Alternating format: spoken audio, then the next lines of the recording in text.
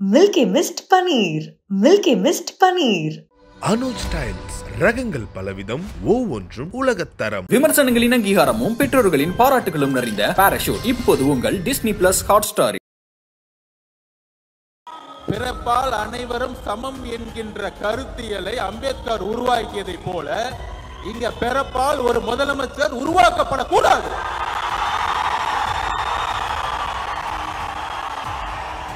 தமிழகத்தை ஆள வேண்டும் என்றால் ஒரு கருத்தியல் தலைவர் தான் ஆள வேண்டும். ஆனால் ஆட்சியிலும் பங்கு அதிகாரத்தில் பங்கு என்று கூறினால் அவர் தவறு என்று யாரு சொல்றாருன்னா, எல்லோரும் சொல்ற மாதிரி சனாதானம் எங்கிருந்து வருதுன்னா, பிஜேபி சொன்னா மட்டும் சனாதானம் கிடையாது. ஒரு சாதாரண மனிதன் ஒரு முதலமைச்சரா வரணும், ஒரு தலித் ஒரு முதலமைச்சரா வரணும்னு சொல்லும் பொழுது அதில் முதல் குரலாக ஒலித்த குரல் திரு விஜய் அவர்களுடைய குரல்.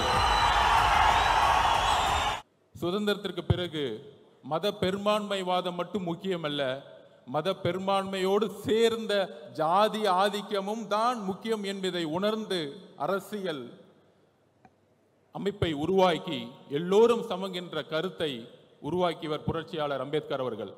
ஆனால் அவருடைய இறப்பதற்கு முன்பும் இறந்த தருவாயிலும் மிகவும் ஒரு கடினமான ஒரு சோகமான ஒரு தோல்வியடைந்த நிலையில் அவருடைய இறப்பு இருந்தது. அப்படி ஒரு ஆராய்ச்சியில் நான் பகுப்பாய்வு செய்யும் பொழுது அம்பேத்கர் அவர்கள் தேர்தல் அரசியலில் தன்னை முழுமையாக ஈடுபடுத்தி கொண்டது கிடையாது. 1952-53 எலெக்ஷன்களில் அவர் தோல்வியுற்றார், தோற்கடிக்கப்பட்டார். ஒருவேளை அண்ணல் அம்பேத்கர் அவர்களுக்கு 50 MP 100 MP இருந்திருந்தால் அவர் நினைத்த முழுமையான இந்திய அரசியல் சாசனத்தை உருவாக்கியிருக்க முடியும் என்கின்ற ஆராய்ச்சி என்னுடைய 15 வயதில் உருவாகியது. அந்த ஆராய்ச்சி தான் இன்றைக்கு மேடையில் நான் நிற்க காரணம். அதோடு சேர்ந்து 3 யுத்தங்கள் 2016, 2019, 2021 தேர்தலில் மத பெரும்பான்மைவாதருக்கு எதிராக தேர்தல்களில் பங்கெடுத்துவிட்டு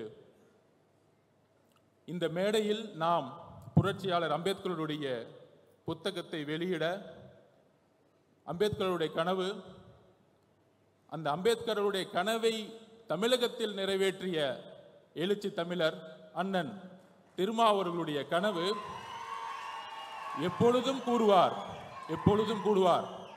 மேடையில் அவர் இல்லை, ஆனால் அவருடைய மனசாட்சி இங்குதான் இருக்கிறது என்பது எனக்கு தெரியும். கால சூழ்நிலைகள் தலித் மக்களுடைய விலங்குகளை உடைக்கும். அதற்கான நேரம் கூடிய விரைவில் வரும். சுய சிந்தனை கொண்டவர்கள் தான் மனிதர்கள். ஆம், நாமும் மனிதர்கள். மன்னர் பரம்பரையை உருவாக்க தமிழகம் இனி ஒருபொழுதும் இடம் தராது. மன்னராட்சி ஒழிக்கப்பட்டது. மன்னர் பரம்பரையை ஒழிப்பதற்கு இன்றைக்கு புரட்சியாளர் அம்பேத்கருடைய சிந்தனைகள் நமக்கு தேவைப்படுகிறது. அந்த பகுப்பாய்வுடன் திருமா அண்ணனுடைய கனவு என்ன? தலித் அவர்கள்தான், தலித் மட்டுமே பேசிக்கொண்டிருந்த தலைவர் அம்பேத்கர் அவர்களை இன்றைக்கு தலித் அல்லாத ஒரு விஜய் அவர்கள், சகோதரர் விஜய் அவர்கள்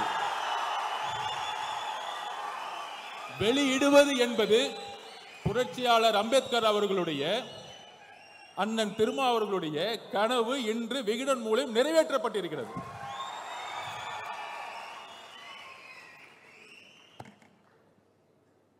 இதுல சில விமர்சனங்கள். சகோதரர் விஜய் அவர்களுக்கு அரசியல் தெரியுமா? அவருக்கு கொள்கைகள் தெரியுமா? கொள்கைகள் பேசிய பல கட்சிகள் ஏன் அம்பேத்கரை இதுவரைக்கும் மேடையில் ஏற்றவில்லை?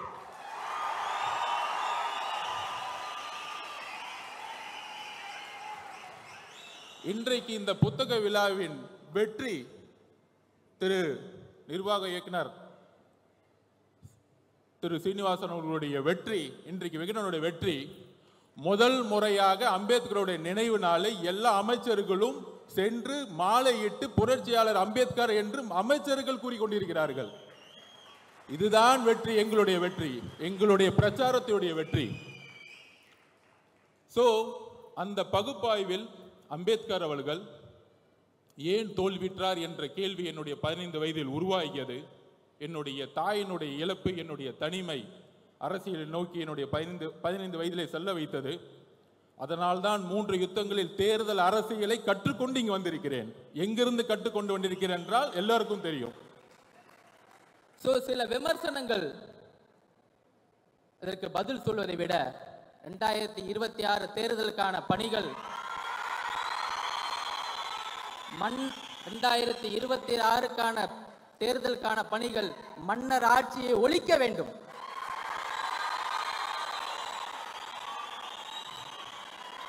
பிறப்பால்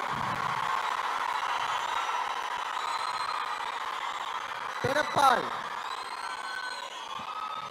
பிறப்பால் பிறப்பால் அனைவரும் சமம் என்கின்ற கருத்தியலை அம்பேத்கர் உருவாக்கியதை போல இங்க பிறப்பால் ஒரு முதலமைச்சர் உருவாக்கப்படக்கூடாது.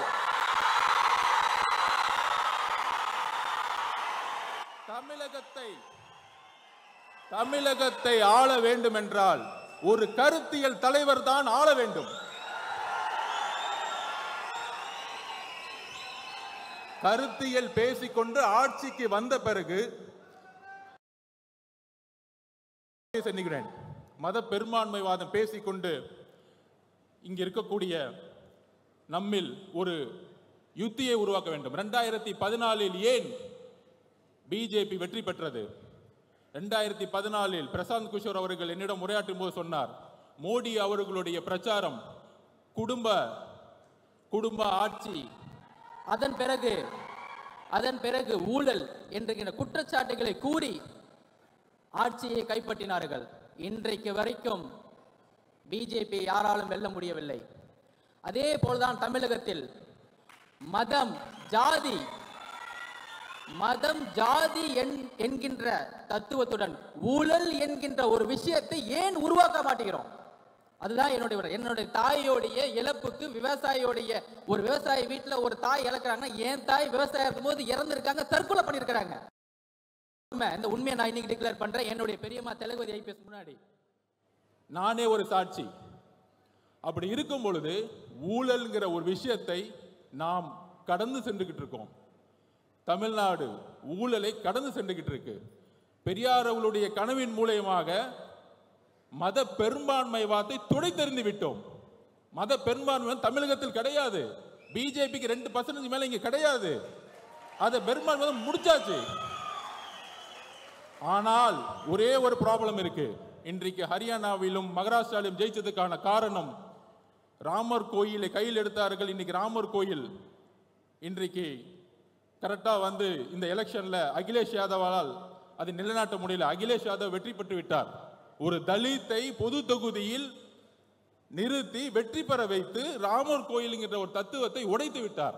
ஆனால் தமிழகத்தில் ஒரு தலித்தை பொது தொகுதியில் இன்றைய வரைக்கும் நிப்பாட்ட முடியல. இன்றைக்கு நான் தரவுகளை சொல்றேன். 2011 தரவுகளின் அடிப்படையில் 1,40,00,000 தலித்துகள் இருக்கிறார்கள். ஆனால் ஆட்சியிலும் பங்கு, அதிகாரத்தில் பங்கு என்று கூறினால் அது தவறு என்று அவர் தவறு என்று யாரு சொல்றாருன்னா, எல்லோரும் சொல்ற மாதிரி சனாதானம் எங்கிருந்து வருதுன்னா, பிஜேபி சொன்னா மட்டும் சனாதானம் கிடையாது.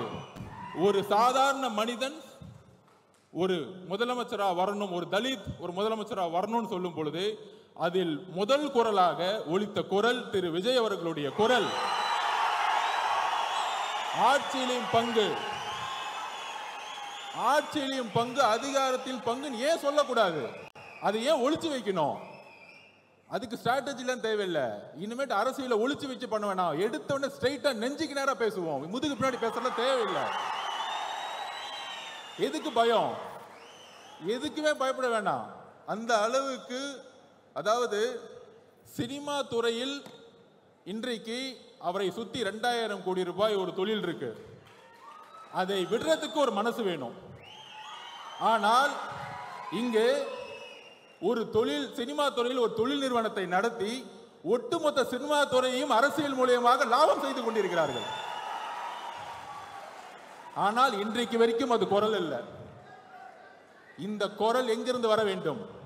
ஏன் சினிமா துறை ஒரு நிறுவனத்தின் மூலம் கட்டுப்படுத்தப்பட்டிருக்கிறது? 4000 கோடி ரூபாய் இண்டஸ்ட்ரி ஒரு நிறுவனம் எப்படி கட்டுப்படுத்தப்பட்டிருக்கிறது? ஒவ்வொரு வாரமும் வரக்கூடிய சினிமா ஒரே நிறுவனத்தால் மட்டும் எப்படி கட்டுப்படுத்தப்பட்டிருக்கிறது? இதை மக்கள் முன் எடுத்து கூற வேண்டும். திரு விஜய் அவர்களுக்கு, சகோதரர் விஜய் அவர்களுக்கு ஒரே ஒரு கோரிக்கை, ஊழலை, தமிழகத்தின் ஊழலை எடுத்து பேசுங்கள், மதவாதத்தை எடுத்து பேசுங்கள். கொள்கைகளை பேசிக்கொண்டு ஆட்சிக்கு வந்து ஊழல் செய்யக்கூடிய 2 விஷயத்தை நான் பதிவு பண்றேன். சாமியார்கள், போலி சாமியார்கள். காஞ்சி மகா பெரியவர் நல்லவர், ஆனால் போலி சாமியார்கள் இங்க அதிகமா இருக்கிறாங்க. சாமியார்கள் நல்ல சாமியார்கள், அதை பத்தி நான் கவலைப்படல. அதே மாதிரி திராவிடம் நல்லது. திராவிடம் என்றால் ஒண்ணுதான். நிறைய அறிவுஜீவிகள் நிறைய பேசுவாங்க, நானும் நிறைய படிச்சுட்டேன். எல்லோரும் சமன் சொல்றதான் திராவிடம், வேற ஒண்ணும் கிடையாது. தமிழ் தேசியம்னா விடுதலை, தமிழ் தேசியம்னா விடுதலை, எல்லோரும் சமம், அவ்வளவுதான். அவரும் தான் சொன்னாரு. அவர்கள் எப்பையும் ஜாதி மதத்தை பார்த்தது, மொழியை பார்த்ததில்லை. சோ அப்ப ஒரே ஒரு விஷயம் இருக்கு, இங்கு ஜாதியின் அடிப்படையில் உருவாகக்கூடிய தேர்தல் அரசியல், அதுதான் பிரச்சனை. நான் தலைவர் திருமாவளவனோட தேர்தல் பிரச்சாரத்துக்கு போயிட்டு இருக்கும்போது அங்க இருக்கக்கூடியவர்கள் வெறும் தலித் ஏரியாவுக்கு மட்டுமே அவர் கூட்டிட்டு போயிட்டு இருந்தாரு. அப்ப தேர்தல் அரசியல் எந்த அளவுக்கு தமிழகத்தில் மோசமாக இருந்து கொண்டிருக்கிறது, ஜாதியோடைய கட்டமைப்பு. நம்ம சொல்றோம் யூபியில இந்துத்துவ அடிப்படையில் இந்த இடத்துல முஸ்லிம் கேண்டிடேட், இந்த இடத்துல இந்து கேண்டிடேட் போட்டா எலெக்ட் பண்ணும்போது கான்ஃபிளிக்ட் வந்துடும், நேர்மையா இருக்க மாட்டாங்க அப்படின்னு ஒரு பிஜேபி மத பெரும்பான்மை அரசியல் பண்றாங்கன்னு சொல்றோம். அதே தானே நம்ம இங்க பண்றோம். மதத்தை தூக்கி எறிஞ்சிட்டோம். ஆனா இந்த இடத்துல இந்த கம்யூனிட்டி 60% இருக்காங்க, அதனால தூக்கி அமைச்சரை போடு. ஓகே, அப்படி அமைச்சரா வரவங்க என்ன பண்றாங்க? வேங்க வயல் பிரச்சனை இன்றைக்கு வரைக்கும் தீர்க்க முடியாத காரணம் என்ன? காவல்துறை காரணம் அல்ல, காவல்துறை காரணம் அல்ல. ஒரு கான்ஸ்டபிளால் அதை பண்ண முடியும், ஒரு கான்ஸ்டபிள் 24 கண்டுபிடிக்க முடியும். மலம் கலந்த தண்ணீர், அம்பேத்கர் அவர்கள் தண்ணீர் போராட்டத்திற்காக எப்பொழுது பிரச்சனை கையில் எடுத்தாரோ அதே மாதிரி இன்றும் 50 வருடங்க 75 வருடம் இந்த பிரச்சனை போயிட்டு இருக்கு. ஒரு தண்ணீர் தொட்டியில மலத்தை கலந்துருக்கிறாங்க, ஒரு வாரமா அந்த தண்ணியை குழந்தைகள் குடிச்சிட்டு இருக்காங்க. ஆனா இன்னைக்கு வரைக்கும் நம்மளால கண்டுபிடிக்க முடியல. போலீஸ் காவல்துறையினால இல்ல, ஜாதியின் அடிப்படையில் தேர்ந்தெடுக்கப்பட்ட ஒரு எம்எல்ஏ, ஒரு அமைச்சர், இதுதான் காரணம், வேற எந்த காரணமும் கிடையாது. பாதிக்கப்பட்ட மக்கள் சார்பா நான் பேசுறேன்.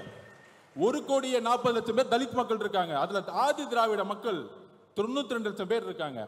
ஆனா அவங்களுக்கு ஆட்சியிலும் பங்கு, அதிகாரம் பங்கு கொடுன்னு கேட்டா தப்புன்னு சொல்றாங்க. 25% தான் இருக்கு உங்களுக்கு. 25% வச்சுக்கிட்டு எப்படி நீங்க ஒரு பெரிய கட்சி சொல்ல முடியும்? தமிழ்நாட்டில் கூட்டணி ஆட்சியை உருவாக்க வேண்டும் தமிழகத்தில், அதில் தலித் மக்கள் பெரும்ப வேண்டும். சமூக நீதியை உருவாக்கிட்டோம், சமூக நீதி 69% உருவாக்கிட்டோம். எல்லாருக்கும் வேலை கிடைச்சிருச்சு, டாக்டர் ஆயிட்டாங்க, இன்ஜினியர் ஆயிட்டு இருக்காங்க, எல்லாம் ஓகே. ஆனா அரசியல்ல அதிகாரத்துக்கு வரணும், விடவே மாட்டாங்க. மன்னராட்சி, மன்னராட்சி தான் இங்க இருக்கு. மன்னராட்சியை கொஸ்டின் கேட்டா உடனே சொல்லிடுவாங்க, நீ சங்கி, நீ சங்கின்னு சொல்லு, இல்ல அர்பன் நக்சலைட் சொல்லு, இல்ல மாவோன்னு சொல்லு, அதை பத்தி எங்களுக்கு எந்த கவலையும் இல்லை. தமிழக மக்கள் புதிய அரசியலை உருவாக்க முடிவெடுத்து விட்டார்கள். திரு சகோதரர் விஜய் அவர்களுக்கோ அண்ணன் திருமா அவர்களுக்கோ அனைத்து கட்சிக்கோ ஒரு புதிய அரசியலை, இளைஞருக்கான அரசியலை உருவாக்குவோம். புரட்சியாளர் அம்பேத்கர் ஒரே ஒரு கனவு தான் சொன்னார், நீங்க எதுக்கு வேணா போராடுங்க. தலித் மக்களை பார்த்து உடனே சொன்னாங்க, அதிகாரத்தை நோக்கி போராடுங்கள், அதிகாரத்தை உருவாக்குங்கள். அதிகாரம் தான் நம்மளுடைய சமத்துவ மின்மையை தூக்கி எறியும். என்னுடைய தாய் இறப்புக்கு ஒரு காரணம் ஜாதி. அந்த ஜாதியை தூக்கி எறியதுக்கு தான் தலைவர் திருமாவளவன் கூட போய் சேர்ந்தேன். எல்லாரும் சொல்லுவாங்க, என் கம்யூனிட்டி சர்டிஃபிகேட்டை பார்த்துட்டாங்க, இவரு அவருன்னு. எனக்கே என் ஜாதியை தெரியாது. ஏன்னா நான் ஒரு விளையாட்டு வீரன், தமிழக விளையாட்டு ஆணையத்தில் படிச்சு இந்தியாவோட பிரசிடென்டா நின்றுட்டு இருக்கேன் இன்னைக்கு. இந்தியாவோட பிரசிடண்டா நின்றுட்டு இருக்கேன். ஸோ என்னுடைய ஒரே வேண்டுகோள், ஜாதியை தீண்டாமை ஒழிப்பது முக்கியம் அல்ல, ஜாதியை அழித்தல் முக்கியம். ஜாதியை அழித்தல் முக்கியம். தலித் மக்களுடைய பிரச்சனை தலித் மட்டும் பேசக்கூடாது. சகோதரர் விஜய் அவர்கள் வேங்கை வயலுடைய கிராமத்திற்கு செல்ல வேண்டும், அந்த மக்களுடன் உரையாட வேண்டும். நீங்க ஃபீல்டுக்கு வாங்க. மேலவள முருகேசன் அவர்களுடைய ஒரே நாள் 7 பேர் வெட்டப்பட்டிருக்காங்க. அந்த வில்லேஜுக்கு வாங்க. உங்களுடைய பிரபலம், உங்களுடைய ஒரு வார்த்தை தமிழகத்தில் இன்றைக்கு எப்படி எல்லா அமைச்சர்களும் இந்த ஒரு புக் ரிலீஸுக்காக எல்லா அமைச்சர்களும் இன்னைக்கு ஏறி மேடையில ஏறி அம்பேத்கருக்கு மாலை போட்டு புரட்சியாளர் அம்பேத்கர் சொன்னாங்க பாருங்க, இதுதான் உங்களுடைய வெற்றி. இதுக்கு தான் இந்த மேடையை உருவாக்கணும். இந்த மேடையை அதற்கு தான் உருவாக்கினோம். புத்தக விழாவில் அரசியல், அம்பேத்கர்னாலே அரசியல் தான். அனைவருக்குமான தலைவர் சொன்னாலே இங்க நிறைய பேருக்கு பிடிக்காது. திரு பெரியார் அவர்களும் அம்பேத்கரோட கொள்கையிலும் இணைந்து இனிமேல் பயணிக்க வேண்டியணும். இணைந்து பயணிக்கணும். அப்படி இணைந்து பயணிச்சாதான் தமிழகத்தில் புது மாற்றங்கள் வேணும், புது மாற்றங்கள் உருவாகும். ஓடப்பனாயிருக்கும் ஏழையப்பன் உதயப்பன் ஆகிவிட்டால் ஓர் நொடிக்குள் ஓடப்பன் உயரப்பன் எல்லாம் நிலை மாறி ஒப்பப்பர் ஆகிவிடுவார். புரட்சியாளர் பாரதிதாசன் கூறியதை போல ஏழைகள் ஒன்று சேர்ந்தால் உங்களை தூக்கி எறியக்கூடிய காலம் உருவாகும். புதிய அரசியலை நோக்கி நாம் செல்லுவோம். நன்றி, வணக்கம்.